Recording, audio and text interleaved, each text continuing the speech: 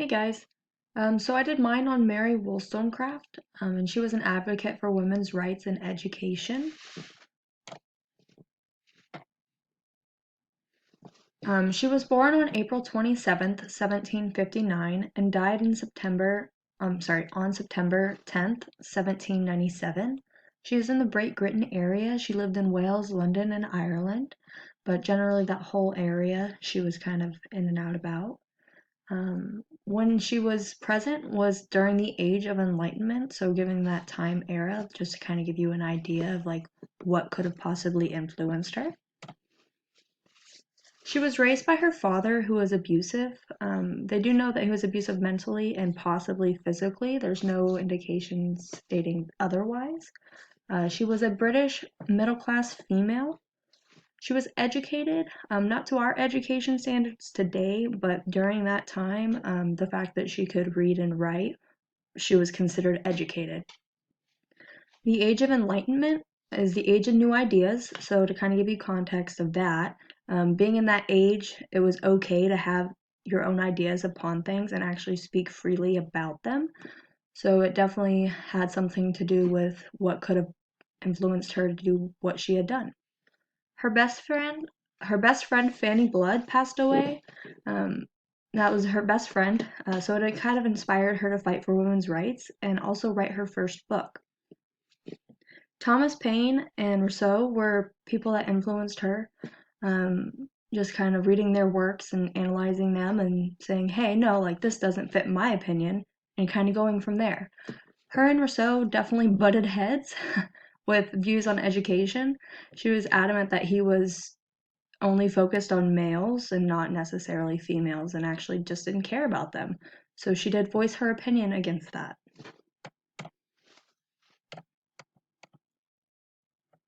All right. Governess is going to be your term. Basically, what it is, it's a woman hired to teach the children in a private household. The reason of relevance for this term is because Mary was actually a governess in her life. She was in charge of a couple of children that she was paid to be a governess for. The difference between a governess and a nanny is a governess focuses strictly on educational activities, while a nanny takes care of the nursery duties and primary care.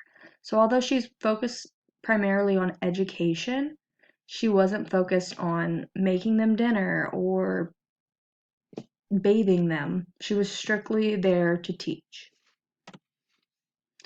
In 1784, Mary Wollstonecraft, her sister Eliza Bishop, her friend Fanny Blood, and later Mary and Eliza's sister Evering tried to support themselves by opening a school in Newington Green, which focused on political and radical thinking. So, being in this time period, it was kind of unheard of for women to want to support themselves. They were more viewed as, oh, just, be pretty and get a husband kind of a scenario. But Mary was not about it. She wanted to open up the school to focus on political and radical thinking to actually show people that it's not just about that. Like, have a mind for your own. Ideas and Influence. Her thoughts on the education of daughters was one of her is her first book. It was published in 1787. This book discusses how girls can best educate to become valuable wives and mothers. It argues that women can offer the most effective contribution to society.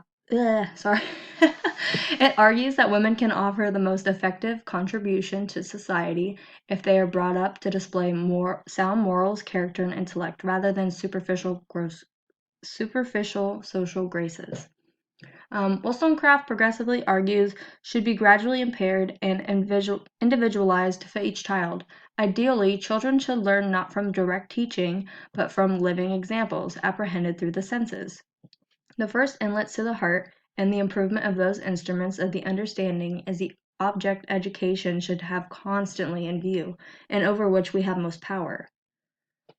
So this book was pretty much to show like, hey, like mothers, you are the primary educators of your children, and it's not their fault that you're not educated, so educate yourself to educate them, kind of standpoint on that. This video kind of goes into more of it. It's a short one, so bear with me.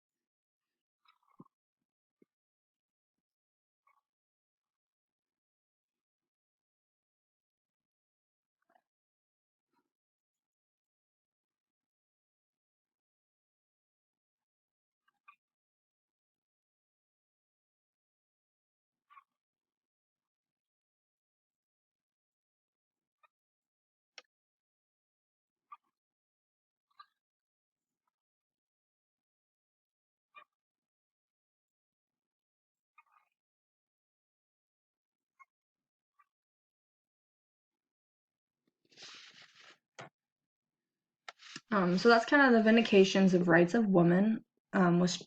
So that's kind of how her view is on it. Having your own opinions towards things and having negative connotation definitely affects how people do learn.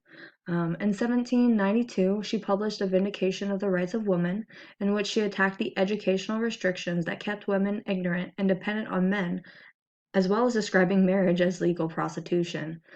So she, had a rep for not really liking men so much because she felt that in that time women were only supposed to be wives. They weren't meant to be anything else. And she did not agree with that at all, which I don't either. And I'm sure most of you guys do not. So it's very good that she did this. And one of the earliest work of feminist philosophy.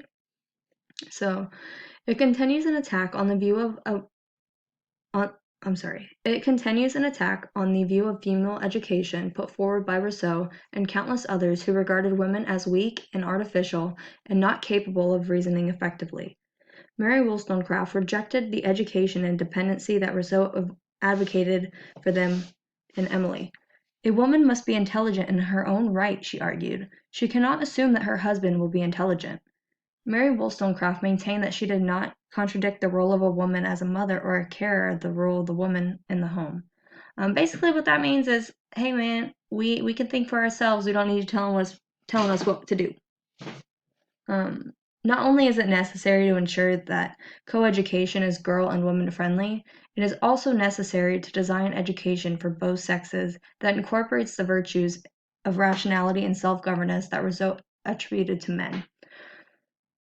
Basically, that statement, I mean, if women and girls are not invited or wanted in schools, they're not going to want to learn. You have to have a good environment for education for someone to be willing to learn and gain knowledge. The connection. She maintained that if girls were encouraged from an early age to develop their minds, it would be seen that they were rational creatures, and there was no reason whatsoever for them not to be given the same opportunities as boys with regards to education and training. Women could enter the professions and have careers just the same as men. So, right here we have a picture of women graduating, having sense for themselves, like actually going to school. In the middle, you see a woman that's in a pretty dominated male workplace, but she's there. She did it. She probably couldn't have done that without the progressions of feminism, but she's there now. On the far right, we have a picture of a man and a woman and their obstacles in life. And as you can see, the man's, it's, easy steps. And the woman, it's like you're taking a leap. Unfortunately, it's not equal, as to say today. If you've ever heard of the term glass ceiling, there's still one. Although that this started back in the 18th century, it's still prevalent today. So imagine, what if Mary Wollstonecraft never existed? Feminism as we know may not have progressed as much. Not saying that it wouldn't have progressed at all without her, but her taking that step within that time period to say, hey, we need to take a step back and listen to this. And actually getting her voice heard and publishing works for people to read and have their own opinion on things started with her. And I mean, without her, we might not be where we are. Females would not be seen as fit for education as males. I say that in regards to if she didn't push for females so much for feminism and having an equal education, they might not have progressed as much. Like, if not saying that she was the only one to make this happen, but she was definitely that first person to really step and publish work saying, hey, females are here, we're capable, and we want to learn.